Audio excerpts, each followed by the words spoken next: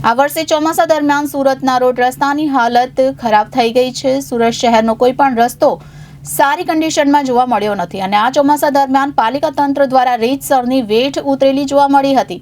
આ સંદર્ભે આમ આદમી પાર્ટી દ્વારા આ રવિવારે પૂણાગામ ચોક ખાતે દુઃખોત્સવની ઉજવણી કરવામાં આવનાર છે, જેમાં પ્રત્યેક ખાડા પર જે તે અધિકારી અને પદાધિકારીનું નામ આપવાનો કાર્યક્રમ કરવામાં આવનાર છે।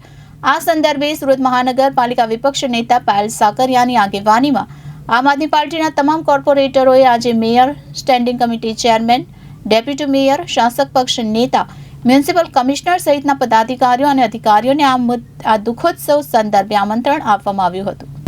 આમ આદમી પાર્ટી દ્વારા મેયર, ચેરમેન, કમિશનર સહિતના પદાધિકારીઓ અને અધિકારીઓને દુઃખોત્સવ માટે જાહેર આમંત્રણ પાઠવાયું હતું। તો દુઃખોત્સવનું આમંત્રણ સ્વીકારતા મેયર, ચેરમેન સહિતના પદાધિકારીઓ અવરોધમાં મુકાઈ ગયા હતા। એક તબક્કે તો આમંત્રણ સ્વીકારવું કે ન સ્વીકારવું એ અસમંજસમાં પડી ગયા હતા।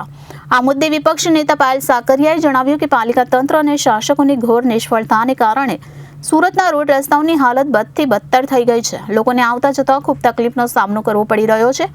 આ દુઃખોત્સવ કાર્યક્રમમાં શહેરભરના બીમાર પડી ગયેલ રસ્તાઓના કારણે લોકો પણ બીમાર, કમરના દુખાવા, સાંધાના દુખાવા વગેરેથી પીડાઈ રહ્યા છે, જેને લઈને જે ખાડા પર પાલિકાના અધિકારી અને પદાધિકારીઓનું નામ લખવા સાથે આ રોડ પર જલ્દી સાજો થાય અને એની વિધિવત પૂજા કરવામાં આવશે। આ દુઃખોત્સવમાં સહભાગી થવા સૌ ભાજપ શાસકો અને પાલિકાના જવાબદાર અધિકારીઓને જાહેર આમંત્રણ પાઠવવામાં આવ્યું છે। આમ આદમી પાર્ટીના કોર્પોરેટરોમાં ઉપનેતા મહેશભાઈ અણઘડ, વિપક્ષ દંડક રચનાબેન હેરપરા, ડોક્ટર કિશોરભાઈ રૂપરેલિયા, શોભનાબેન કેવડિયા, કુંદનબેન કોઠિયા, સેજલબેન માલવિયા, મનીષાબેન કુકડિયા વગેરે કોર્પોરેટરોએ મળીને સૌ પદાધિકારીઓને આમંત્રણ પાઠવ્યું હતું। નમસ્કાર, જય હિન્દ, જય ભારત, બધાને મારા જય શ્રી કૃષ્ણ। આજે આપણને બધાને ખબર છે કે સુરત શહેરનું બજેટ કરોડો રૂપિયાનું બજેટ છે અને આ બજેટમાંથી કરોડો રૂપિયાના રસ્તાઓ બનાવવા પાછળ ખર્ચ કરવામાં આવે છે। ખરેખર સુરત મહાનગરપાલિકાની પ્રાથમિક જવાબદારી છે કે સુરત શહેરની જનતાને સારા રસ્તા, સારા પાણીની વ્યવસ્થા અને ગટર લાઈનની વ્યવસ્થા કરી આપે, પરંતુ આજે રસ્તાની હાલત જોઈએ તો તમામ રસ્તાઓ બિસ્માર હાલતમાં છે। લગભગ રસ્તાઓ પર ખાડા પડી ગયા છે અને આ ખાડાઓ પરથી લોકોએ પસાર થવું પડે છે અને જે તકલીફો પડી રહી છે એમનો સામનો આ સુરત શહેરની જનતાને કરવો પડે છે। આ બાબતે વિપક્ષ તરીકે અમે વારંવાર રજૂઆતો કરી છે। રજૂઆતોના અંતે 1 થી 2 ખાડા ભરાય, બાકીના જે ખાડાઓની જે હાલત હોય એની એ જ હાલત હોય છે, એટલે ખબર જ ના પડે કે રસ્તાઓ ક્યાં છે અને રસ્તાઓની વચ્ચે ખાડા છે, ખાડાની વચ્ચે રસ્તાઓ છે। આવી પરિસ્થિતિ છે। લોકો પણ આ રસ્તાઓ પર ત્રાહિમામ પોકારી ચૂક્યા છે। ત્યારે અમે આમ આદમી પાર્ટી દ્વારા તમામ નગરસેવકો દ્વારા એક દુઃખોત્સવ કાર્યક્રમનું આયોજન કર્યું છે, જેમાં અમે નામકરણ રસ્તાઓના જે ખાડા છે એમનું નામકરણ કરવાના છીએ, જેમનું નામકરણ આ ભારતીય જનતા પાર્ટીના શાસકો એટલે કે પદાધિકારીઓ અને જે અધિકારીઓ છે એમના નામથી કરવાના છીએ, કારણ કે એમની નિષ્ફળતાના કારણે અને કરોડો રૂપિયાની જે વચ્ચેથી કટકી અથવા ભ્રષ્ટાચાર થતો હોય એના કારણે રસ્તાઓ બિસ્માર હાલતમાં હોય છે।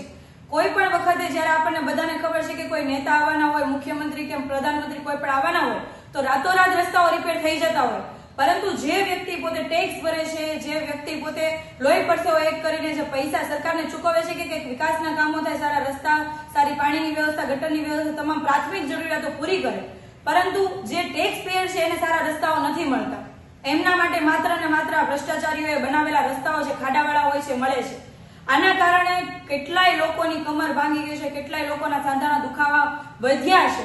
સાથે સાથે તમામ લોકોના જે વાહનો છે એ પણ ભંગાર હાલતમાં થઈ રહ્યા છે, જમ્પર તૂટી રહ્યા છે, છતાં પણ આ શાસકોની આંખ ઉઘડતી નથી, જેના કારણે અમે છેલ્લે આવતીકાલે અમે એક કાર્યક્રમ કરવાના છે જે દુઃખોત્સવ મહોત્સવનું અમે નામ આપ્યું છે, કારણ કે ભ્રષ્ટાચારથી જે રોડ તૂટ્યા છે ખરેખર દુઃખની વાત છે।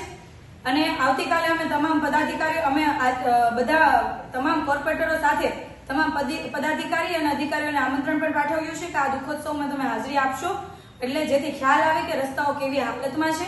તમામને અમે આમંત્રણ પત્રિકા માનનીય મેયરશ્રી, સ્ટેન્ડિંગ કમિટીના ચેરમેનશ્રી, શાસક પક્ષ નેતાશ્રી, ડેપ્યુટી મેયરશ્રી આ તમામને અમે આમંત્રણ પત્રિકા પાઠવીને આમંત્રણ આપ્યું છે અને આવતીકાલે આમ આદમી પાર્ટીના તમામ કાર્યકર્તાઓ, વિસ્તારના તમામ લોકો, આમ આદમી પાર્ટીના તમામ નગરસેવકોની આગેવાનીમાં અમે આવતીકાલે કાર્યક્રમ કરવાના છીએ।